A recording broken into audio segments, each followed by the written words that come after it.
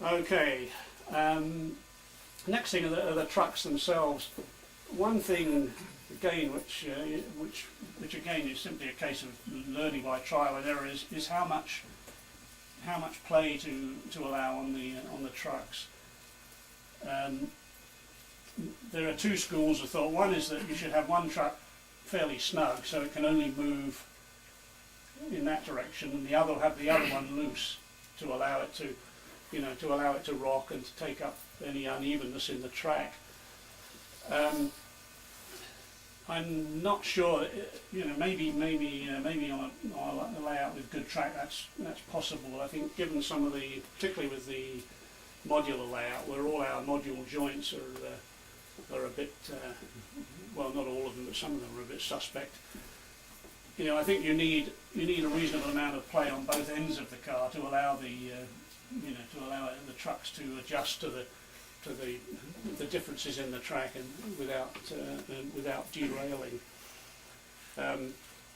The other extreme, if the trucks are too loose, and again the car the body tends to rock on the trucks as it goes down the track. So it's just by trial and error you come up with the right amount of play.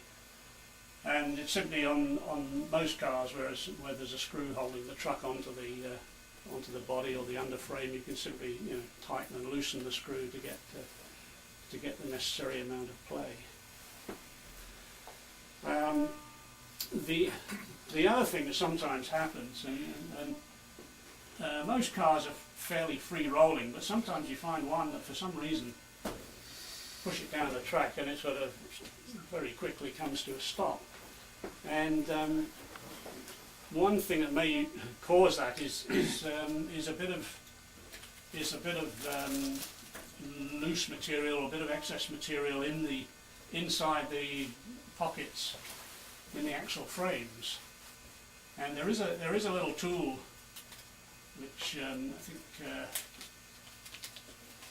which is basically a little cutting tool.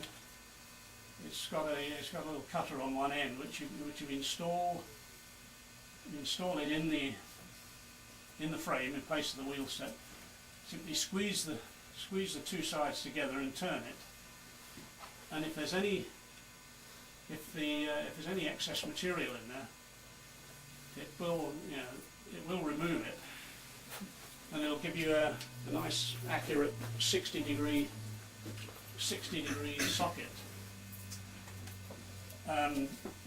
Warren bought one of these, and to his great surprise, it actually worked.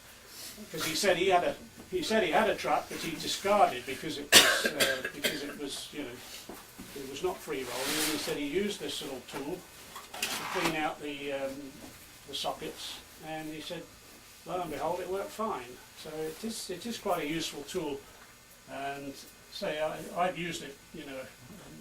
I don't use it on every car, but there are some cars, if you find that they're a bit sluggish, using this to clean out the little pockets in the truck frame could solve the problem. I think I expect they've got these at Hobby Junction. There is one's made by Reeboks, yeah, and one's made by Micromark, and but it's an extremely useful little tool, and say that's another one that can solve some problems and give you a free running car. Moving on, okay, couplers. This is this really is one thing that's given us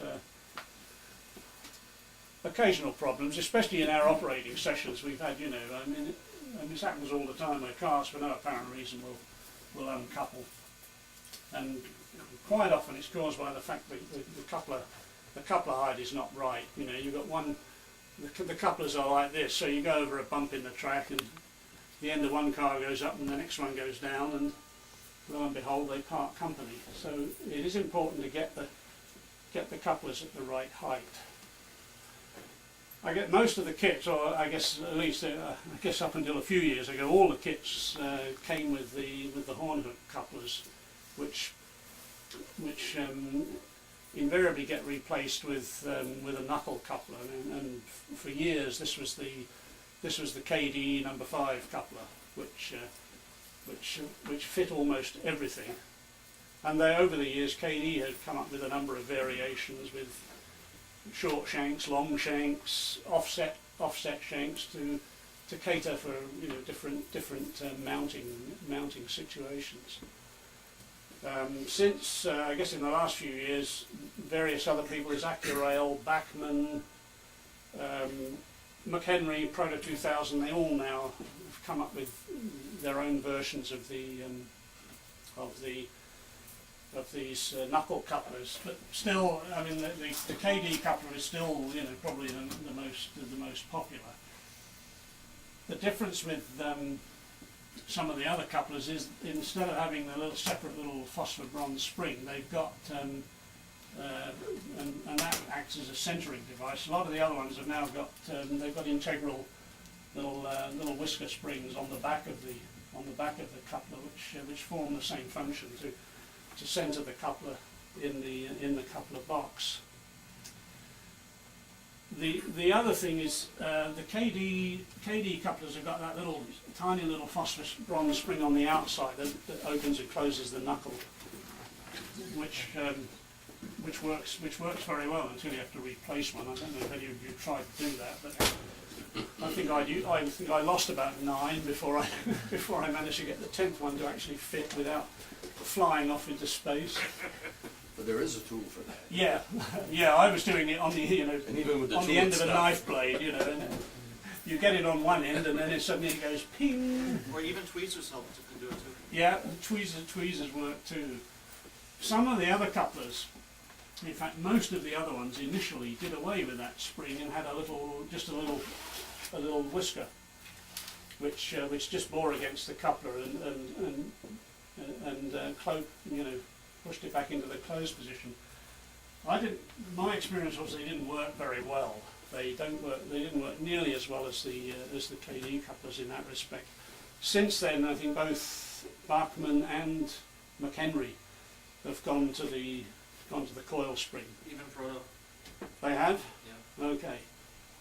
Which tells me something anyway. It may be a bugger to replace, but it works better than the little whisker spring. Although if you look at an Accurail coupler, it's actually 2 parts. Yeah, that's right. The Accurail is in fact is a 2-piece coupler, and I haven't used any of them.